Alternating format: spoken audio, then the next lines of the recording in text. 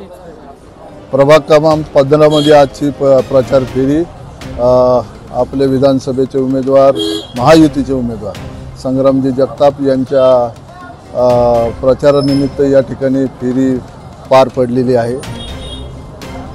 प्रभागामध्ये खासदार सुजयदादा विखे पाटील असतील, नामदार राधाकृष्णजी विखे पाटील असतील, त्याचप्रमाणे सध्याचे विद्यमान आमदार संग्रामजी जगताप यांचे असतील, या तिघांच्या माध्यमातून या प्रभागामध्ये कामं चालू आहेत, काही पार पडलेली आहेत। आणि म्हणून येणाऱ्या काळामध्ये या ठिकाणी जे रिझर्वेशन्स आहेत, ज्या रिझर्वेशनच्या जागा आहेत त्या भाजी मार्केटसाठी आहे, त्याचप्रमाणे शॉपिंग कॉम्प्लेक्ससाठी आहे आणि एक मोठं उद्यान या ठिकाणी त्याच्यासाठी जागा ॲक्वायर करण्यात आलेली आहे, परंतु त्या ठिकाणी सुशोभीकरण झालेलं नाही आणि म्हणून असं उद्यान या ठिकाणी सुद्धा चांगल्या पद्धतीनं त्याचा निर्माण व्हावं, या ठिकाणच्या लोकांना त्याच्या सोयीसुविधा त्याच्या प्राप्त व्हाव्यात। आणि स्टेशनचा जो भाग आहे त्या ठिकाणी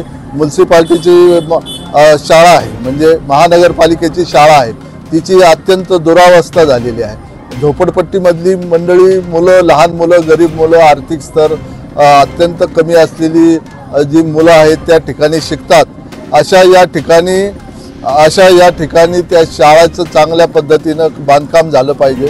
आजकाल कॉर्पोरेट शाळा ज्या ठिकाणी आहेत अशा परिस्थितीमध्ये सामान्य माणसाला किंवा सामान्य वर्गातल्या मुलांना शिकवणं अत्यंत जिकिरीचं झालेलं आहे। आणि म्हणून माझं मत असं आहे की या ठिकाणची जी रेल्वे स्टेशन समोरची जी शाळा आहे महापालिकेची, तिचं चांगल्या पद्धतीचं बांधकाम, अत्यंत चांगल्या पद्धतीने आणि नाविन्यपूर्ण अशा प्रकारचं झालं पाहिजे। आगरकर मळ्यामध्ये जो उद्यानाची जी जागा आहे ती उद्यानाची जागा गेल्या अनेक वर्षापासून तिचं काम प्रलंबित आहे।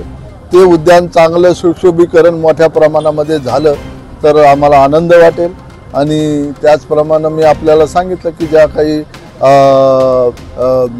कल्याण रोडपासून रेल्वे स्टेशनच्या द्वारापर्यंत तो डीपी रस्ता आहे, तो डीपी रस्ता या ठिकाणी झाला तर जो मधली जी ट्रॅफिक आहे ती डायव्हर्ट होईल आणि डायरेक्ट रेल्वे स्टेशन ते कल्याण रोड त्याला जो हा रस्ता जर टच झाला किंबहुना तो जोडला गेला तर येणारी ट्रॅफिक डायव्हर्ट होऊन जी नगर शहरामध्ये रहदारीचा जो प्रश्न निर्माण होतो तो प्रश्न काही बऱ्याच प्रमाणावर तो मार्गी लागू शकतो असं मला वाटतं।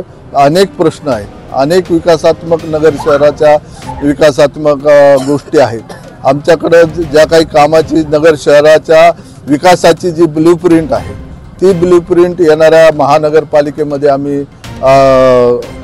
त्या पद्धतीनं काढूच।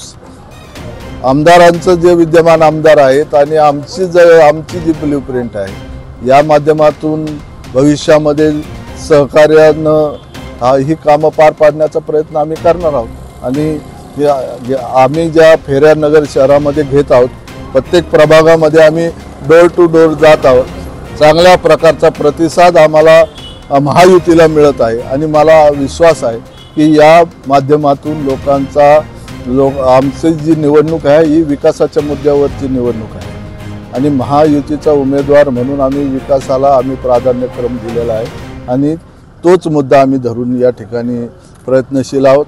मला वाटतं की नगरकर निश्चित अर्थानं त्यांना हे देतील।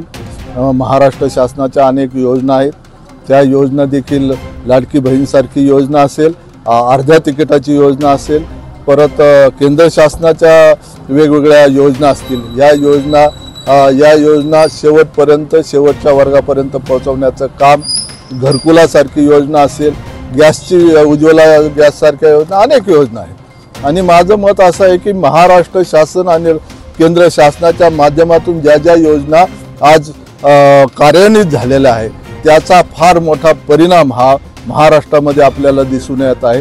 लाडली बहीणची सारखी योजना ही अत्यंत लोकप्रिय अशा प्रकारची झालेली आहे आणि म्हणून काँग्रेसच्या काळामध्ये काँग्रेसच्या राज्यामध्ये ज्या ठिकाणी अशा योजना कार्यान्वित करण्यात आल्या त्या बंद पडलेल्या आहेत। परंतु ज्या ज्या ठिकाणी भारतीय जनता पार्टीचं सरकार आहे त्या ठिकाणी त्या योजना आजही चालू आहे। महाराष्ट्रामध्ये महायुती आहे, ही योजना 1500 वरून 2100 वर जाईल अशा प्रकारचं विधान किंबहुना अशा प्रकारचा विश्वास विद्यमान सरकारनं दिलेला आहे। म्हणून मला खात्री आहे येणारा काळ हा महिलांना सक्षमीकरण, महिलांच्या आर्थिक दृष्टिकोनातून त्यांच्या चांगल्या प्रबल होतील आणि ते स्वतःच्या पायावर उभे राहतील अशा प्रकारची समाज निर्मितीची जी योजना आहे, जी खऱ्या अर्थानं समाज घडवण्याचं काम महायुती शासनानं केलेलं आहे ते पुढे जाईल असा मला विश्वास आहे। आणि याच प्रश्नांवर किंबहुना या योजनांच्या बळावर या जे सामान्य माणसाला पर्यंत ज्या योजना पोचल्या त्याचा लाभ सामान्य माणसाला झाला, तीच माणसं आज या महायुतीला निवडून देतील अशा प्रकारचा मला विश्वास आहे।